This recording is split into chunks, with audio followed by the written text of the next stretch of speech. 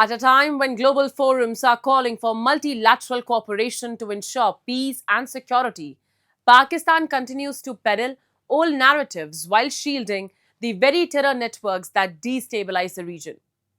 In a scathing rebuttal at the United Nations Security Council, India's permanent representative, Ambassador Parvathaneni Harish, dove into Pakistan's duplicity, calling it a country steeped in fanaticism, terrorism, and economic dependency. The Indian envoy not only highlighted Islamabad's dangerous obsession with Kashmir, but also reminded the global community of the price innocent civilians continue to pay for Pakistan's export of terror. This report brings you the full story.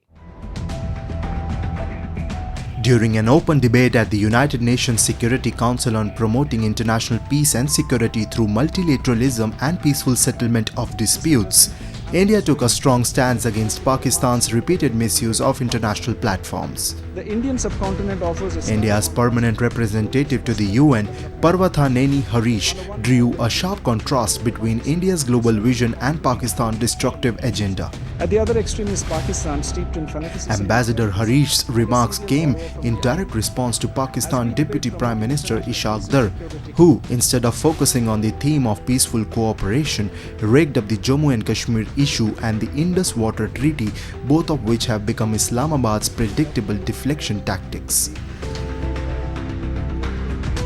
I am constrained also to respond to the remarks made by the representative of Pakistan. The Indian subcontinent offers a stark contrast in terms of progress, prosperity, and development models.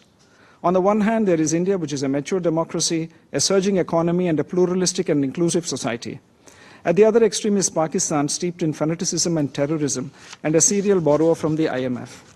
As we debate promoting international peace and security, it is essential to recognize that there are some fundamental principles which need to be universally respected.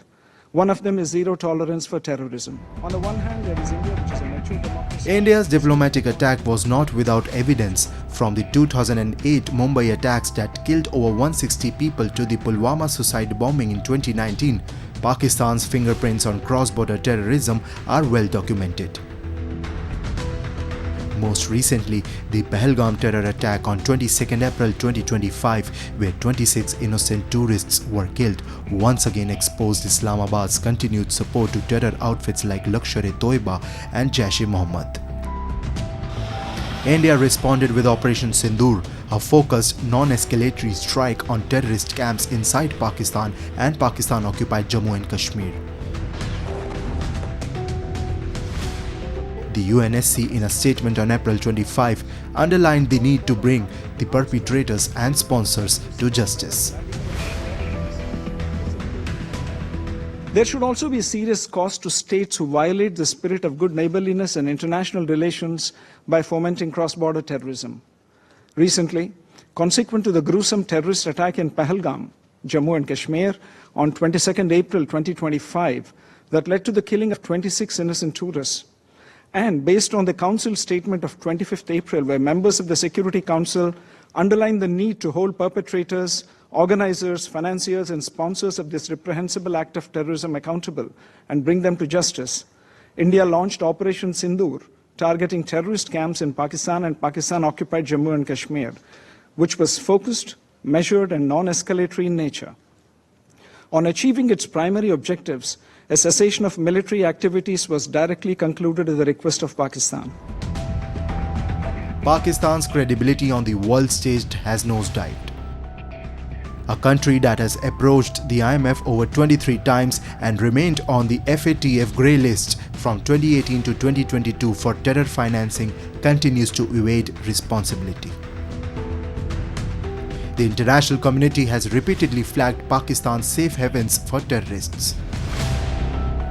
And most recently, on July 18, 2025, the US State Department officially designated the Resistant Front, a Lashkar-e-Toiba proxy, as a foreign terrorist organization under Section 219 of the Immigration and Nationality Act and as a specially designated global terrorist.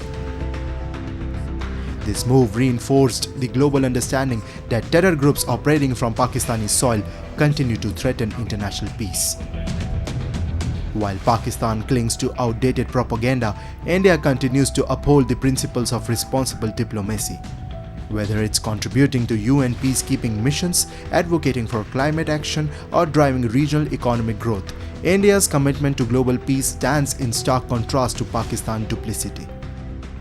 Even as the world calls for unity, Pakistan remains trapped in a toxic cycle of denial, economic collapse, and extremist support.